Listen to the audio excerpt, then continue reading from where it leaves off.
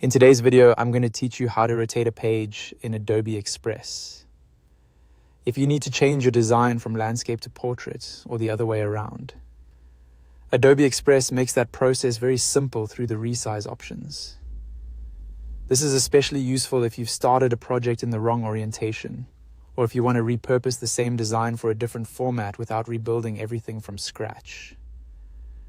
To get started, open your project in Adobe Express. Make sure the design you want to update is already on screen so you can immediately preview the changes once the new size is applied. This helps you quickly confirm whether the layout still looks the way you want after the page is rotated.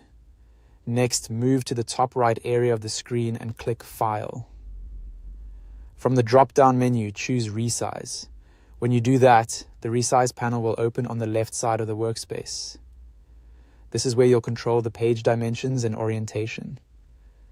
At the top of the resize panel, you'll see the fields for width and height.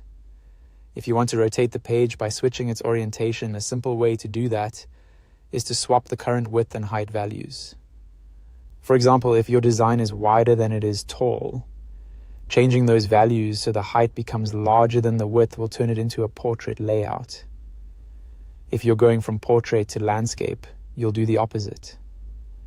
You also have another option here. Instead of manually changing the dimensions, you can use the search field in the resize panel and type either portrait or landscape, depending on the orientation you want.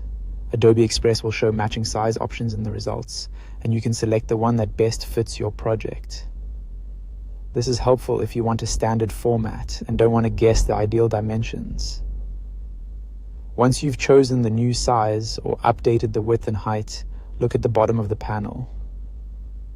You'll see two choices: duplicate and resize, or resize. If you want to keep your original design unchanged and create a new rotated version, choose duplicate and resize. If you're comfortable replacing the current version, click resize instead.